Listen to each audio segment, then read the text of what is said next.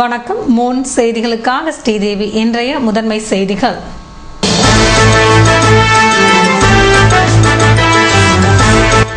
துலாம் ராசியிலிருந்து விருச்சிகத்திற்கு இடப்பெயர்ச்சி. மொரட்டாண்டி மற்றும் திருநள்ளார் சனீஸ்வரன் கோவில்களில் சிறப்பு யாகம் மற்றும் பூஜைகள்.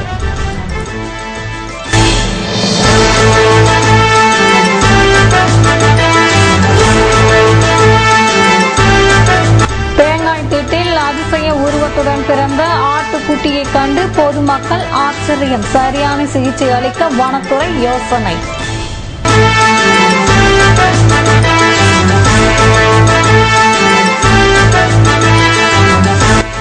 கிறிஸ்துமஸ் முன் தயாரிப்பு பணிகள் விறுவிறுப்பு. விதவிதமான வடிவங்களில் விற்பனைக்கு தயாராக உள்ளன ஸ்டார்கள் அழகு பொருட்கள்.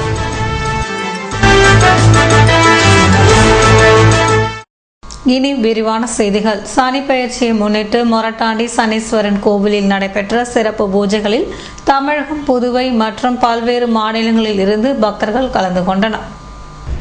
பஞ்சாங்கத்தின்படி சனீஸ்வர பகவான் செவ்வாய்க்கிழமை பிற்பகல் 2:43 மணிக்கு துலாம் ராசியிலிருந்து விருச்சிக ராசிக்கு இடம்பெயர்ந்தார். இதனை முன்னிட்டு புதுவை அருகே உள்ள மொரட்டாண்டி சனீஸ்வரன் கோவிலில் சிறப்பு யாகம் மற்றும் அபிஷேக ஆராதனைகள் நடைபெற்றன. இதில் மேஷம், சிம்மம், ரிஷபம், கடகம், துலாம், விருச்சகம், தனுசு ராசிக்காரர்கள் தமிழகம், புதுவை மட்டுமன்றி பல்வேறு மாநிலங்களில் இருந்து கலந்து கொண்டு பரிகார பூஜைகள் செய்தனர். இதேபோன்று திருநள்ளாறு சனீஸ்வர பகவான் கோவிலில் சனி பெயர்ச்சியை முன்னிட்டு சிறப்பு பூஜைகள் மற்றும் யாகங்கள் நடத்தப்பட்டன. முன்னதாக பரிகாரம் செய்பவர்கள் கோவில் எதிரே உள்ள நல தீர்த்தத்தில் குளித்து தங்கள் வேண்டுதல்கள் நிறைவேற வேண்டிக் கொண்டனர்.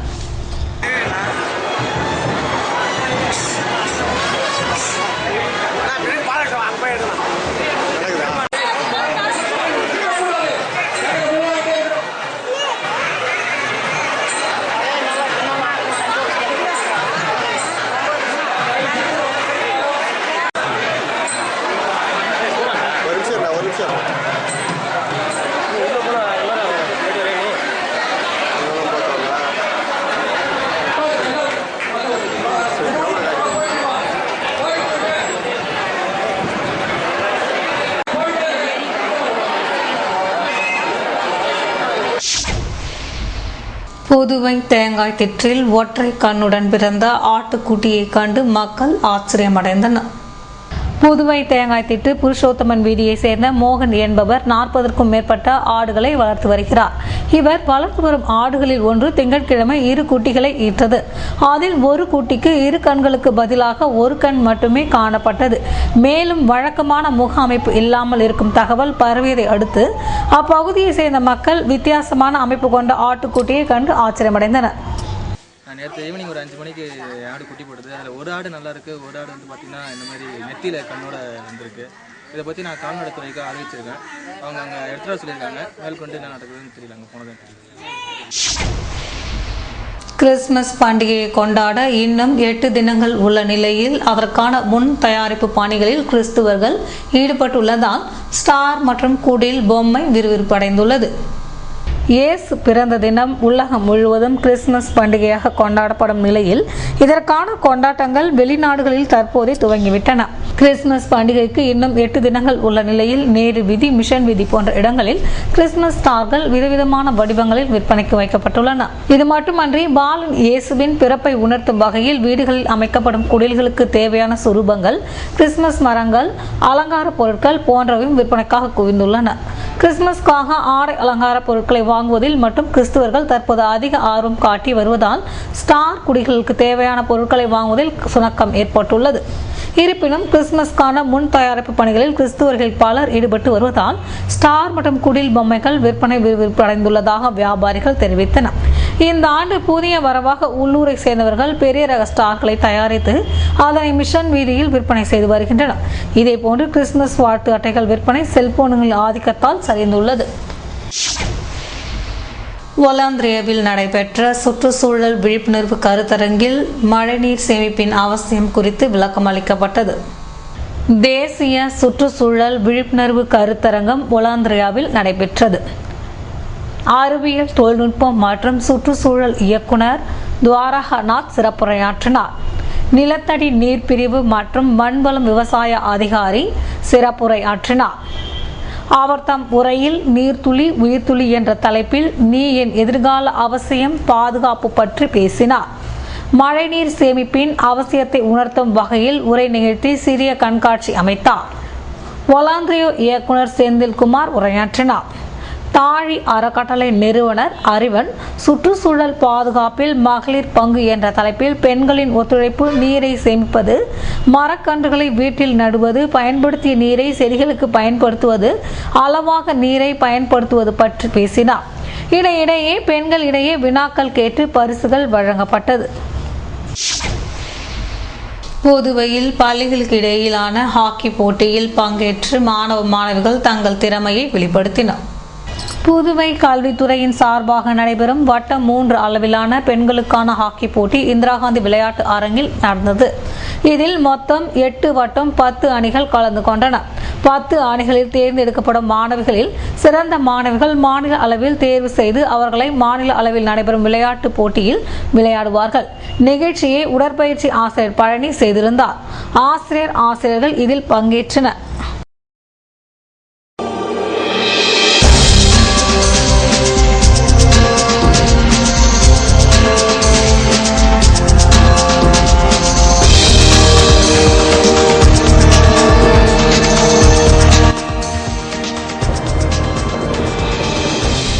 சர்க்கரை ஆலையில் அரவை துவங்காமல் இருப்பதால் பூக்கள் பூத்து வீணாகி வரும் கரும்பு தோட்டங்கள். விவசாயிகள் தொடர் போராட்டம் நடத்த திட்டம்.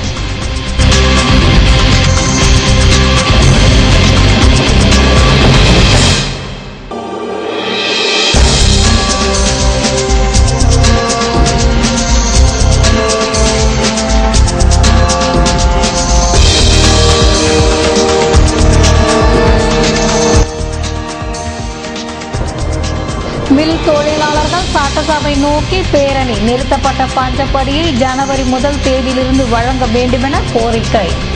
விளம்பர இடைவெளிக்கு பிறகு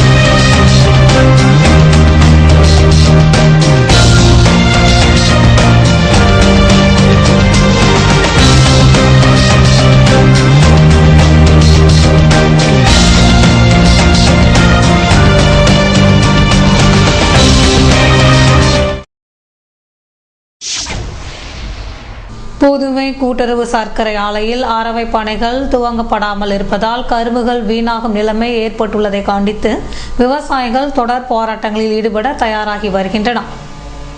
புதுவை அருகே உள்ள லிங்காரெட்டிப்பாளையம் கூட்டுறவு சர்க்கரை ஆலையில் கரும்பு அரவை பானைகள் அக்டோபர் மாதம் துவங்கி இருக்க வேண்டும். ஆனால் விவசாயிகளுக்கு பாக்கி தொகை வழங்கப்படாமல் இருப்பதால் அரவை பானைகளை துவங்க சர்க்கரை ஆலை நிர்வாகம் முனைப்பு காட்டவில்லை. இதனால் டிசம்பர் மாதம் துவங்கியும் அரவை பணிகள் நடைபெறாமல் இருப்பதால் பயிரிடப்பட்டுள்ள கரும்புகளில் தக்கை பூக்கள் பூக்க துவங்கிவிட்டன. இதனால் விவசாயிகளுக்கு கடும் பாதிப்பு ஏற்பட்டுள்ளது. இதனை கண்டிக்கும் வகையில் கரும்பு விவசாயிகள் சங்கத்தினர் வியாழக்கிழமை அன்று சர்க்கரை ஆலை வாயிலில் ஊர்வலமாக சென்று மறியலில் ஈடுபட்டனர். ஓரிரு நாளுக்குள் கரும்பு அரவையை துவங்காவிட்டால் போராட்டம் தீவிரமாக்கப்படும் என எச்சரித்துள்ளனர். பாஞ்சப்படியை ஜனவரி 1 தேதியிலிருந்து வழங்கும்படி மில் தொழிலாளர்கள் சட்டசபை நோக்கி பேரணியாக சென்றனர். புதுச்சேரி மில் தொழிலாளர்கள் கோரிக்கைகளை நிறைவேற்ற வலியுறுத்தி பேரணியாக சென்று ஆர்ப்பாட்டம் நடத்தினர். அனைத்து தொழிற்சங்க தலைவர் அபிஷேகம் தலைமை தாங்கினார். ஏஐடியு பொதுச் செயலாளர் பாப்புசாமி, தோமுச ஆறுமுகம், சிஐடியு நிலவழகன், எம்எல்எஃப் தலைவர் கப்ரியேல், பிஎம்எஸ் இளங்கோவன் உள்ளிட்டோர் முன்னிலை வகித்தனர். பாஞ்சாலை தொழிற்சங்க குப்புசாமி டைட்டூர், ஏடியு மாதவன், கிருஷ்ணராஜ், ஏஐடியுசி கல்யாண சுந்தரம், ரத்தின சபாபதி, எல்பிஎஃப் விஜயகுமார், கோதண்டராமன், பாட்டாளி தொழிற்சங்க லட்சுமணன், கதிரவன், சிஐடியு தேவராஜ், அம்பேத்கர் தொழிற்சங்கம் வின்சென்ட், சேட் உள்ளிட்ட 100க்கும் மேற்பட்டோர் பேரணியில் கலந்து கொண்டனர். புதுவை வெங்கடசுப்பா ரெட்டியார் சிலையில் இருந்து மில் தொழிலாளர்கள் கலந்து கொண்டு நேரு வீதி வழியாக சட்டசபை நோக்கி பேரணியாக சென்று சம்பாகோவில் அருகே ஆர்ப்பாட்டம் நடத்தினர். 1/4/2013 இருந்து தொழிலாளர்களுக்கு நிறுத்தப்பட்ட பஞ்சப்படியை 2015 ஜனவரி 1ஆம் தேதி முதல் வழங்க வேண்டும். சுதேசி பாரதி மில்களில் கடந்த காலங்களை விட தற்போது 2 மடங்கு நூல் உற்பத்தி செய்வதால் தொழிலாளருக்கு தேவையான சலுகைகளை செய்து கொடுக்க வேண்டும் என்பது உள்ளிட்ட கோரிக்கைகளை வலியுறுத்தி பேரணி ஆர்ப்பாட்டம் நடத்தினர். திருபுவனை தொகுதியை சார்ந்த ஆதிதிராவிட மக்களுக்கு கல்வீடு கட்டுவதற்கான தவணை தொகையை சட்டமன்ற உறுப்பினர் அங்காளன் வழங்கினார். புதுச்சேரி அரசு ஆதிதிராவிட நலத்துறையின் மூலம் திருபுவனை தொகுதியை சேர்ந்த ஏழை ஆதிதிராவிடர் மக்களுக்கு கல்வீடு கட்ட பாரத ரத்னா ராஜீவ்காந்தி வீடு கட்டும் திட்டத்தின் கீழ் 4 லட்சம் மானியம் வழங்கப்பட்டு வருகிறது. இதில் திருபுவனை தொகுதியை சேர்ந்த 46 பயனாளிகளுக்கு முதல் தவணை தொகையாக தலா 1,50,000 வீதம் மொத்தம் 69 லட்சம் நிதியுதவி தொகையினை தொகுதியின் சட்டமன்ற உறுப்பினரும் பிப்டிக் தலைவருமான அங்காளன் வழங்கினார். இந்நிகழ்ச்சியில் துறையின் அதிகாரிகள் மற்றும் என்ஆர் காங்கிரஸ் பிரமுகர்கள், ஊர் பிரமுகர்கள் பலரும் உடனிருந்தனர். நோனாங்குப்பம் அகிலாண்டேஸ்வரி கோவிலில் வலம்புரி சங்கு அபிஷேக விழாவில் பக்தர்கள் கலந்து கொண்டனர். ஆரியாங்குப்பம் கோமியூன் நோனாங்குப்பம் ஈஸ்வரன் நகரில் அகிலாண்டேஸ்வரி சமேத கைலாசநாதர் திருக்கோவிலில் 5வது சோமவாரத்தினை முன்னிட்டு 108 வலம்புரி சங்கு அபிஷேகமும், அம்மையப்பர் பூஜையும், திருநேரிய தீந்தமிழ் வேள்வியும், கீதா முத்தையன் குழுவினரின் தேவார திருவாசகம் மற்றும் சிவவாக்கியார் பாடல்களும் பாடப்பெற்றது. இந்நிகழ்ச்சியில் புதுவையை சேர்ந்த ஏராளமான சிவனடியார்கள் கலந்து கொண்டு அருளை பெற்றனர்.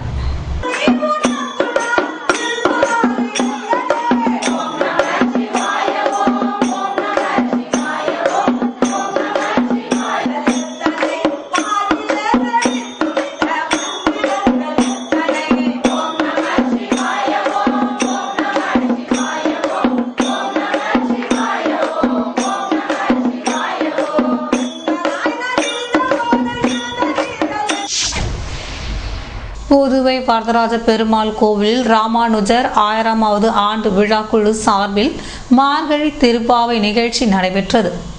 புதுவை காந்தி வீதி ஸ்ரீ வரதராஜ பெருமாள் கோவிலில் ராமானுஜர் 1000வது ஆண்டு விழாக்குழு சார்பில் மார்கழி மாத திருப்பாவை தொடர் உபன்யாசம் நேற்று மாலை துவங்கியது. தண்டாயுதம் வேணுகோபால், ஜனார்த்தன ராமானுதாசர், தேவநாதன் ஆகியோர் தலைமை தாங்கினர். பரகால ராமானுஜதாசர் முன்னிலை வகித்தார். கோசக பட்டாச்சாரியார் மங்கள ஸ்லோகம் வாசித்தார். தென் திருப்பேரை அரவிந்தலோசனன் சுவாமி திருப்பாவை உபன்யாசம் நடத்தினார். இதில் லட்சுமி நாராயணன் எம்எல்ஏ மற்றும் திரளான பக்தர்கள் கலந்து கொண்டனர்.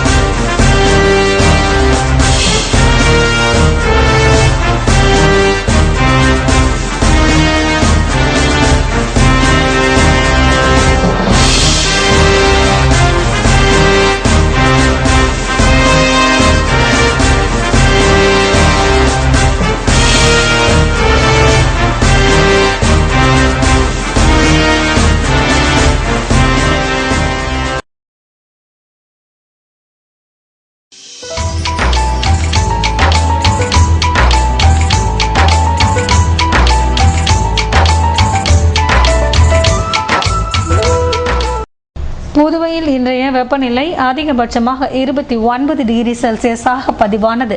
நாளைய வானிலை 30 டிகிரி செல்சியஸாக காணப்படுவதுடன் இரவில் பனி பெய்ய வாய்ப்பிருப்பதாக வானிலை மையம் தெரிவித்துள்ளது.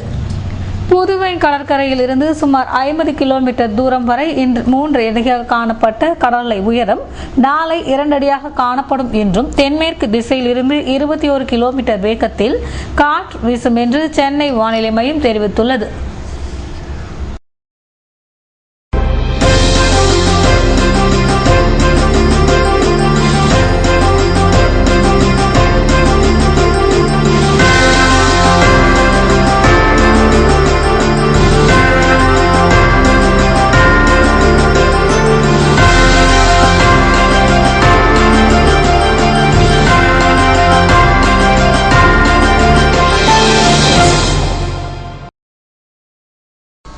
மீண்டும் இன்றைய முதன்மை செய்திகள்.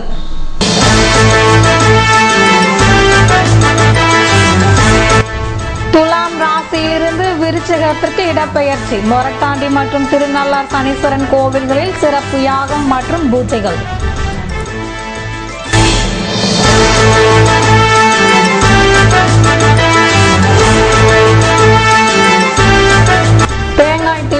அதிசய உருவத்துடன் பிறந்த ஆட்டுக்குட்டியை கண்டு பொதுமக்கள் ஆச்சரியம். சரியான சிகிச்சை அளிக்க வனத்துறை யோசனை.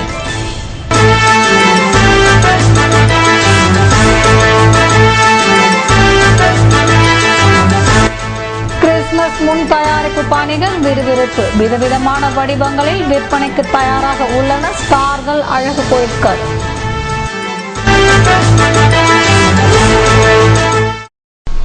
இத்துடன் செய்திகள் நிறைவடைந்தன. வணக்கம்.